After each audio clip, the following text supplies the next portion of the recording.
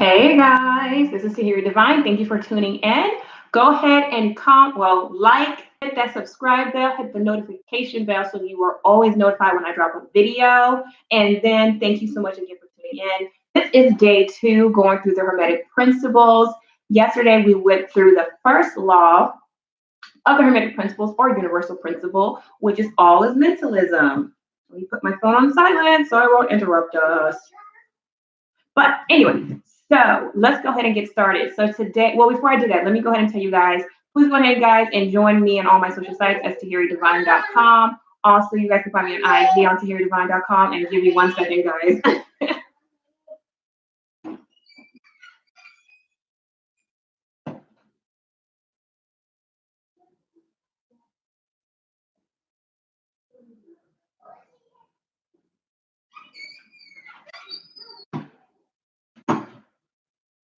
Okay, so let's go ahead and get started. Again, I told you guys my social sites, tahiridivine.com, IG is tahiridivine. Also, I have a online course that you guys can find in the description below. It is called Being Spiritually Grounded. So it just gives you keys on how to be more spiritually grounded. We go through 4 weeks, and each week we focus on a different,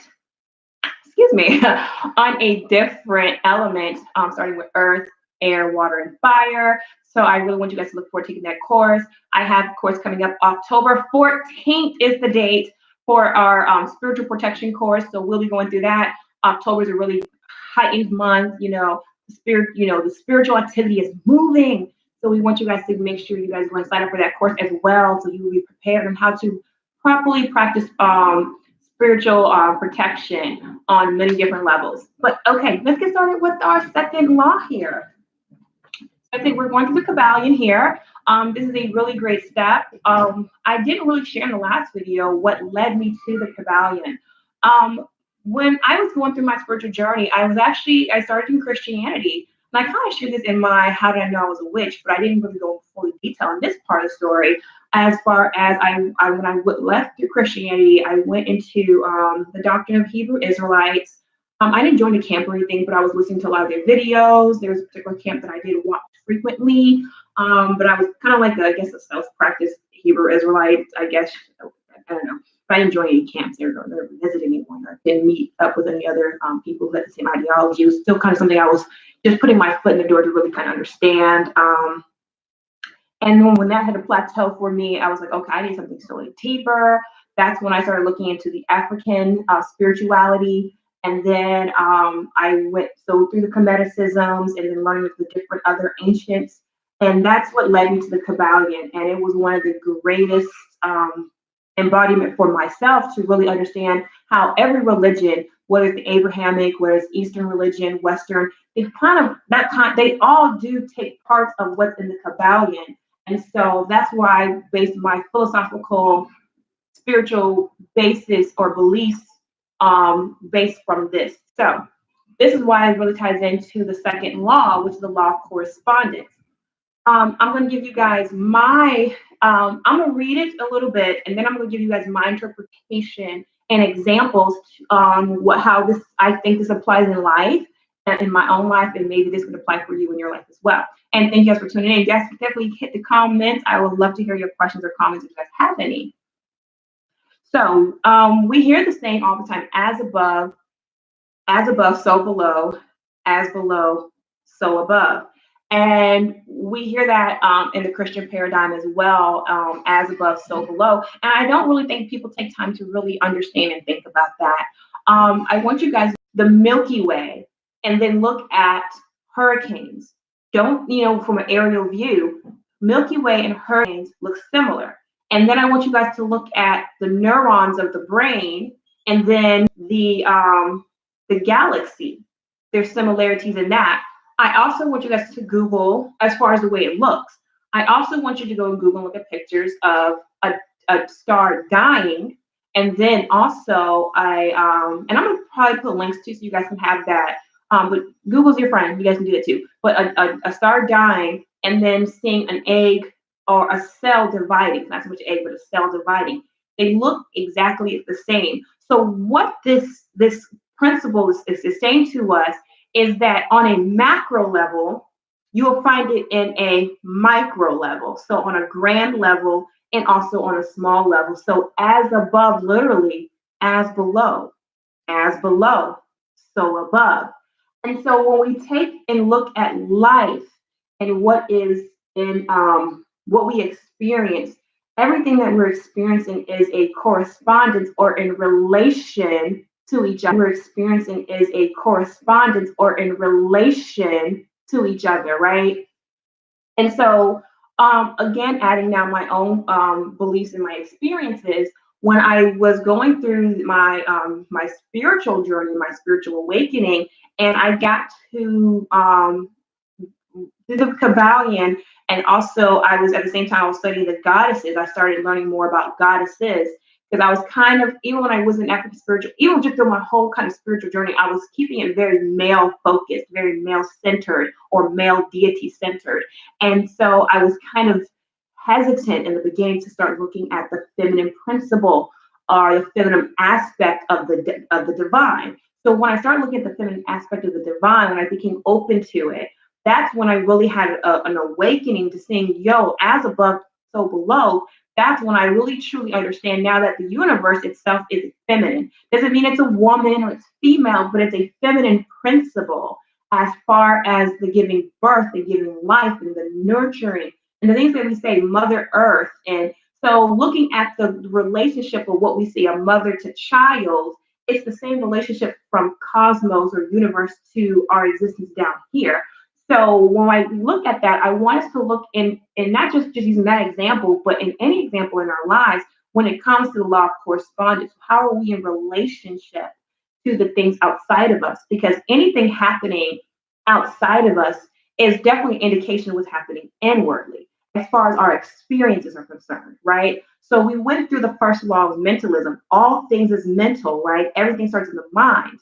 And that is so true because the mind is an inward thing and we express it on an outward expression. So when I say that in our experiences of our life, when we take audit of our life to see what's happening in our life, how do we co-create that situation or this experience based on our mental and based on what we carry inside of us, right? So I like to say if you're experiencing, let's say, a lack, let's go with lack in finances. So that seems to be something that a lot of people kind of understood at some point in life, right? When we're experiencing a lack in finances, it's usually dealing with some kind of lack, more so lack inwardly and more so the mind. So if we're coming from a lack mentality as if, oh, I'll never have enough, or I'll always have to work hard and struggle, nothing wrong with working hard, but we associate work hard to struggle, then we will always experience corresponds correspondence, right? Experience that struggle, that lack. But when I put my mind on the frequency of abundance, more than enough, I will start to recognize the things in my life that are more than enough. So it may not first be in my finances, but it will definitely show up in other areas and then it will correspond to the finances. So I want you guys to know how all these laws and principles build on each other. And you need all seven of these principles to really calculate and take hold of your life and your journey. And also what correspondence deals with, it deals with self-accountability, responsibility. It's not about looking at what somebody else has done, right? Because that's always the easiest thing. Oh, such and such did this to me, so I'm like this now. Or this experience happened to me, so that's why I do this. That is an easy way, but that's also a scapegoat from saying, well, what did you do? How did you respond and how did you react to create that situation or co-create that situation in life? So nothing happens outside of us that's not already always inward us. And I want you guys to know this is one of my favorite Christian witches, Miss Valerie Love Kaisi. She gave a really awesome story, and I'm gonna give a briefing of it, but I'm gonna go ahead and I'll post the link to her video so you guys can watch it yourself. But she talked about it when and one of her ex-husband when they were married. They were supposed to be going somewhere, and long story short, while she was looking for, I guess they were looking for a ticket or something like that in the car, she found a pack of condoms in in the console. So of course they're married, they don't rock like that. So, it came out that he was cheating on her. And so, as have you ever been cheated on or by a spouse or just anybody, particularly by a spouse, is somebody you trust, you're building a life with, you're so much things are intertwined together. So now, we start as women or just anybody, we start doubting ourselves and feeling this kind of way, like, oh, how could he do this to me, or how could this person do me like this? Why would you do that? And you cheated on me, and this is best. And she said so plainly, and this part touched me in my spirit. She said that immediately she heard a voice tell her, nobody does anything outside of you that you haven't already done to yourself. Catch this. He didn't cheat on you. You cheated yourself. So that right there is an indication that that's a reflection of how you treat yourself. Mm.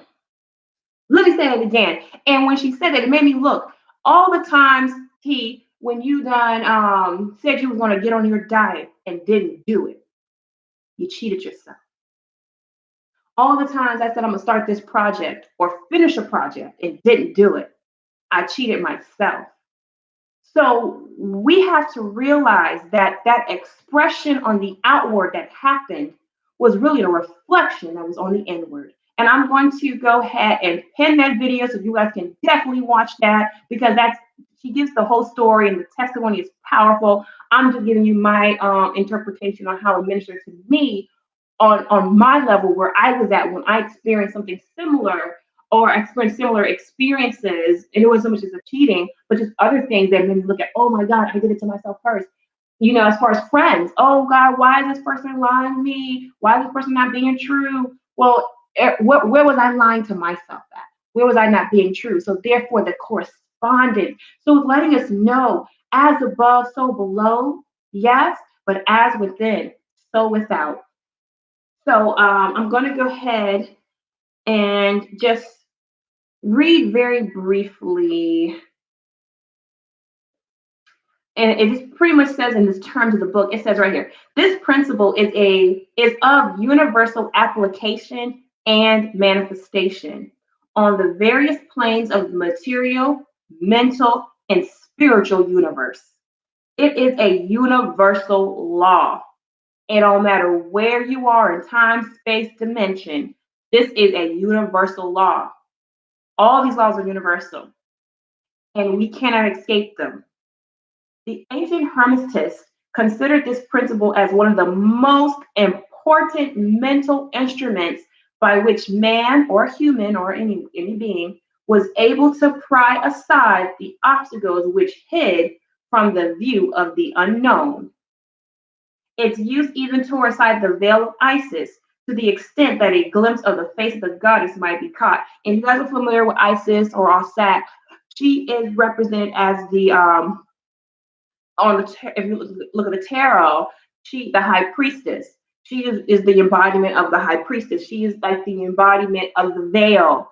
If we think about that in Christian perspectives, right? When Jesus had died and the veil in the temple was torn, it was an example or an expression or a metaphor that we can get to a place where we can see behind the veil, the unknown, the spiritual nature of how we maneuver and how we allow spirit to flow through us and us through it. And so that we can become conscious and aware of what we consider to be unknown and see the relationships of everything within its proper place. So let's see. I don't want to read too much of it, but I'll read this last part.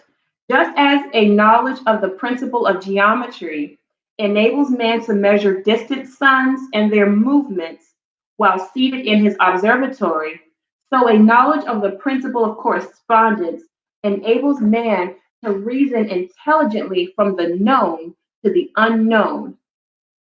Check that. Check that. This is what this law is really about. As I it's like this. As I continue to do the inner engineering of myself, and this is for anybody, when we do that inner work with self, we start to see how it reflects on the outward, and it shapes our perception of our reality. This is what the law of correspondence is about. So let's say somebody has a viewpoint, I'll give these two examples and I'm going to close it like this. If you ask somebody how they view the world, some people may say this is a wonderful, beautiful place with great people and experiences based on how they experience the world, versus somebody else who may say, oh, this is a dog eat dog world. There ain't enough. You got to fight for what you want. You see, that's their viewpoint based on how they experienced the world. Neither one of them are false. Both of those experiences are true, but it starts with inwardly. What do you feel inwardly is going to be the response or the reaction or the experience outwardly. So that is it with the law of correspondence for today. I highly recommend you guys go ahead and purchase this book, The Kabbalion. Read it, study it, take your time with the Hermetic principles. This is just really scratching the surface, guys. There's so much deeper than just what I'm sharing, but I want to give you guys a basis on how to start and how this can relate to you in life. Go ahead and please like, comment, subscribe, share this video, please. Also, to find me on my social sites, follow me. Well, join me. Don't follow me. Join me along my journey as I share with you guys and you guys share with me. It's been a lovely day. I look forward to our next principle, the law of vibration. All right, guys. Peace and so many blessings to you.